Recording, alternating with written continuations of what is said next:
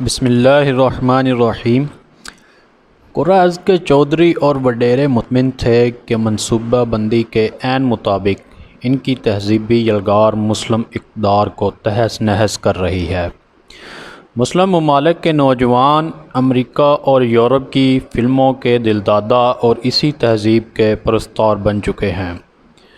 وہ خوش آئند تھے کہ ہمارے فنڈز کے بنائے گئے ڈراموں نے ان کی بدنی جبلتوں کو بیدار کر دیا ہے اور روح کو سلا دیا ہے۔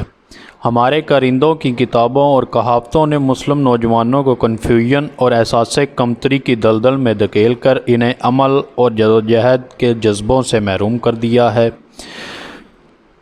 اور اب یہ ہماری برتری اور قیادت کو کبھی چیلنج نہیں کر سکیں گے۔ یہ ہمیشہ کے لیے ہمارے غلام بن کر رہیں گے اور ہمارے نظریہ حیات کی پیروی کریں گے۔ وہ پہلی قوموں کی طرح بھول گئے کہ کرۂ ارض کی زمام کار امریکہ، یورپ، چین یا روس کے حکمرانوں کے پاس نہیں، اس کا سپریم کمانڈر وہ عظیم ترین شہنشاہ ہے جس کی مرضی کے بغیر ایک پتا بھی نہیں ہل سکتا۔ وہ اگر چاہے تو وقت کے فرعونوں کے لیے کوئی موسیٰ بھیج دیتا ہے، یا کسی مچھر یا اس سے بھی چھوٹے کیڑے یا جراثیم کے ذریعے انہیں صفحۂ ہستی سے مٹا دیتا ہے۔ وہ باغیوں کو کھلی چھوٹ بھی دے دیتا ہے، مگر جب چاہتا ہے ان کی تنابیں کس دیتا ہے۔ کبھی انہیں اپنا ورلڈ آرڈر پھیلانے کی ڈھیل دیتا ہے، اور کبھی ان کی یلغار روکنے کے لیے کسی طیب اردوان کو بھیج دیتا ہے جو بولتا ہے تو روح کی گہرائیوں سے، اور اس کی آواز کروڑوں انسانوں کے دلوں میں اترتی چلی جاتی ہے۔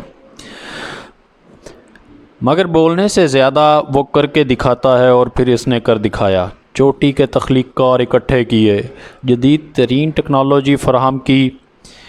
کہا گیا کہ ہالی ووڈ کی بہترین فلم پر اتنا سرمایہ نہیں لگتا کہ اس سے دگنا دوں گا، مگر دنیا میں مسلمانوں کی آخری عظیم ترین سلطنت کے بانیوں پر بنایا جانے والا ڈرامہ ہر لحاظ سے فنی اور تکنیکی اعتبار سے بھی شاہکار ہونا چاہیے۔ اور پھر ایسا شاہکار تیار ہوا کہ اسے دیکھ کر ہالی ووڈ کے بڑے بڑے فلم ساز بھی حیران اور ششدر رہ گئے۔ دنیا کے 88 ممالک کے کروڑوں لوگ عثمانیہ سلطنت کے باسیوں پر بنایا گیا یہ ڈرامہ بار بار دیکھ رہے ہیں۔ سامعین، پاکستان میں صرف رمضان المبارک کے مہینے میں 10 کروڑ سے زیادہ لوگوں نے اسے دیکھا اور تسلیم کیا کہ جب سفید گھوڑے پر سوار جرری سردار ارطغرل سکرین پر نمودار ہوتا ہے تو ناظرین کے دل کی دھڑکنیں تھم جاتی ہیں، اور جب اس کا زور آور گھوڑا اپنی اگلی ٹانگیں بلند کر کے ہنہناتا ہے تو لگتا ہے آسمان اس کی زد میں ہے، اور اس کا سوار رستے میں آنے والی ہر رکاوٹ اور ظلم کے ہر نشان کو مٹا دے گا۔ ارطغرل اور اس کے جاں نثاروں کی بہادری، اپنے دین اور لازوال وابستگی، ظلم سے نفرت، انصاف کے لیے کسی بھی حد تک جانے کا جذبہ، اور نبی کریم صلی اللہ علیہ وآلہ وسلم سے بے پناہ عقیدت اور محبت۔ حضور صلی اللہ علیہ وسلم کا نام آتے ہی ارطغرل اور اس کے جاں نثار کھڑے ہو کر سر جھکاتے ہیں اور عقیدتاً سینے پر ہاتھ رکھ لیتے ہیں۔ دیکھ کر دل سے آواز نکلتی ہے کہ یہ ہیں حضور صلی اللہ علیہ وآلہ وسلم کے ان جاں نثاروں کے سچے وارث کہ جنہوں نے تاج سرداری کچل دیا تھا اور کیسر و کسریٰ کی عظیم سلطنتوں کو رونٹ ڈالا تھا۔ ارطغرل کی شجاعت اور رفعت کردار دیکھ کر دل گواہی دیتا ہے کہ واقعی اس کے جانشین 600 سال تک 3 بر اعظموں پر حکمرانی کرنے کا حق رکھتے تھے۔ سامعین، بلا شبہ عظیم ترکوں کے اس ڈرامے نے وطن عزیز میں چلنے والی بھارتی فلموں اور گھٹیا ڈراموں کے ساتھ وہی حشر کیا ہے جو فرعون کے دربار میں حضرت موسیٰ کے عصا نے جادوگروں کے سانپوں کے ساتھ کیا تھا، یعنی اڑا کر رکھ دیا ہے۔ ارطغرل کا جادو چل چکا ہے اور ہر طرف سر چڑھ کر بول رہا ہے۔ ایک ریٹائرڈ سفیر بتا رہے تھے کہ عید کے دوسرے روز میں نے بیوی سے کہا، کئی مہینے ہو گئے ہیں انڈین فلم دیکھے ہوئے، امیتابھ کی کوئی پرانی ایکشن مووی دیکھتے ہیں یا شاہ رخ کی کوئی رومانٹک فلم دیکھ لیتے ہیں۔ بیگم سے پہلے بڑا بیٹا بولا، بابا چھوڑیں، دفع کریں، اسے کیا دیکھنا، ارطغرل غازی دیکھتے ہیں شاہ رخ کے نام پر بڑی بیٹی بول پڑی، بابا گولی مارے، اس کو نام مسلمانوں والا رکھا ہوا ہے اور گھر میں بتوں کی پوجا کرتا ہے۔ ہم ارطغرل دیکھیں گے، وہ ہیں ہمارے اصلی ہیرو۔ اس میں ہمارے مسلمان بھائیوں کی جرت، بہادری اور مسلم ویلیوز کے ساتھ کمٹمنٹ کو اس طرح ہائی لائٹ کیا گیا ہے کہ ہم جیسے سست لوگ بھی انسپائر ہوئے بغیر نہیں رہ سکتے۔ اسلام آباد کے سب سے پوش علاقے E7 میں رہنے والے میاں بیوی اور 3 بچے، دونوں بیٹے بیرسٹر اور بیٹی ڈاکٹر، اکٹھے بیٹھ کر روزانہ کئی گھنٹے ارطغرل غازی دیکھتے ہیں۔ میں نے پوچھا، نوجوان بچوں کی اتنی دلچسپی کیوں ہے؟ کہنے لگے، ڈرامے سے محبت دراصل ہمارے عظیم ماضی اور اس کی درخشاں روایات سے جذباتی وابستگی کی مظہر ہے۔ نوجوان کہتے ہیں کہ ہمیں تو سکرین کے ذریعے یہی دکھایا جاتا تھا کہ ہم کمتر اور یورپین ہم سے بہت بدتر ہیں۔ ارطغرل کے ہاتھوں ان کی پٹائی اور پسپائی دیکھ کر فخر محسوس ہوتا ہے۔ ارطغرل نے ہمارے سوئے ہوئے احساس تفاخر کو بیدار کر دیا ہے۔ DHA لاہور اور بات آئی لینڈ کراچی میں رہائش پذیر کچھ عزیزوں اور دوستوں نے بھی یہی بتایا ہے کہ ارطغرل غازی کے طلسم نے پورے کے پورے خاندانوں اور شہروں کو اپنی لپیٹ میں لے لیا ہے۔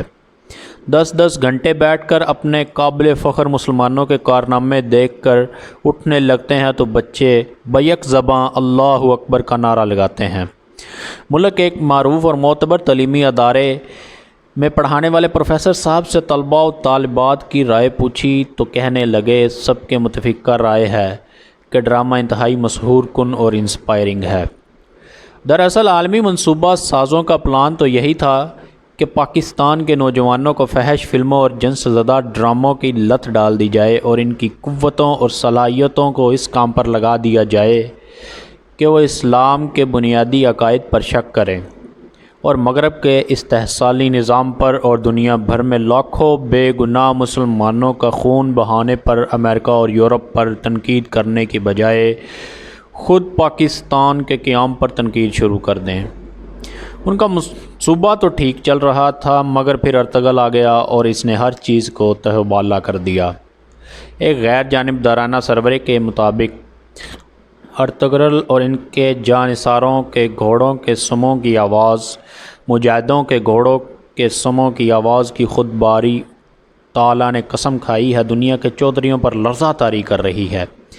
اس لیے انہوں نے زمانہ حال میں مسلم دنیا کے سب سے بڑے لیڈر طیب اردوان کی نگرانی میں تیار ہونے والے اس شاہکار کو کلچرل بم کا نام دیا ہے، جو مسلم نوجوانوں کا احساس کمتری ختم کر کے ان کے اندر استعماری قوتوں سے آزادی حاصل کرنے کے جذبے پروان چڑھا رہا ہے اور ان کے اندر اپنی عظمت رفتہ رفتہ حاصل کرنے کی چنگاری کو شعلے میں بدل رہا ہے۔ اسلام کی عظمت سے جڑی ہر کہانی سے بغض اور عناد رکھنے والے ہمارے آفتہ سروں کے بے بسی دیدنی ہے، وہ کھمبے نوچ رہے ہیں اور بدزبانی کیفیت میں بڑبڑا رہے ہیں کہ ڈرامے کے ہیرو ترک ہیں، ہمیں اپنے ہیروز پر ڈرامے بنانے چاہیے، اور خیر سے اپنے ہیروز میں وہ بادشاہی مسجد کا تقدس پامال کر کے وہاں گھوڑے باندھنے والے رنجیت سنگھ کا نام لیتے ہیں۔ ان سے کوئی پوچھے کہ ہماری محبتوں کے مراکز امرتسر یا بنارس ہیں یا مکہ اور مدینہ، کیا حرمین بر صغیر میں ہیں؟ نبی کریم صلی اللہ علیہ وآلہ وسلم کے بعد ہمارے سب سے بڑے ہیرو ابو بکر، صدیق اکبر، فاروق اعظم، عثمان غنی اور علی المرتضیٰ ہیں۔ بہادری اور جرت میں ہمارے ہیرو خالد بن ولید، ابو عبید بن جراحہ، طارق بن زیاد اور محمد بن قاسم ہیں۔ کیا وہ لوکل تھے؟ ہزاروں میل دور کے مسلمانوں سے ہمارا کیا رشتہ ہے؟ اس کا جواب تو 28 مئی 1998 کو اس فلسطینی بچے نے دے دیا تھا جس نے اس روز اسرائیلی فوجی پر پتھر پھینکتے ہوئے کہا تھا، یاد رکھو اب ہمارے پاس ایٹم بم ہے، اب تم ہمیں ختم نہیں کر سکتے۔ اسی بات کا جواب چند ماہ قبل ہماری پارلیمنٹ سے خطاب کرتے ہوئے مسلم دنیا کے عظیم لیڈر رجب طیب اردوان نے یہ کہہ کر دیا تھا کہ پاکستان سے ہمارا رشتہ اقتصادی، فوجی یا تجارتی نہیں، یہ محبت اور عشق کا رشتہ ہے۔ ارطغرل غازی جہاں ایک طرف لوگوں کے دلوں کو بدل رہا ہے، وہیں اس نے دنیا بھر میں فلم اور ڈرامے کے ٹرینڈ تبدیل کر دیے ہیں۔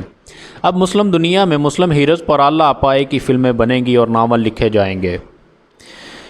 اب ارض پاکستان میں کئی نسیم حجازی پیدا ہوں گے، ہمارے فلم سازوں اور ڈرامہ نگاروں کو بھی موضوعات تبدیل کرنے ہوں گے۔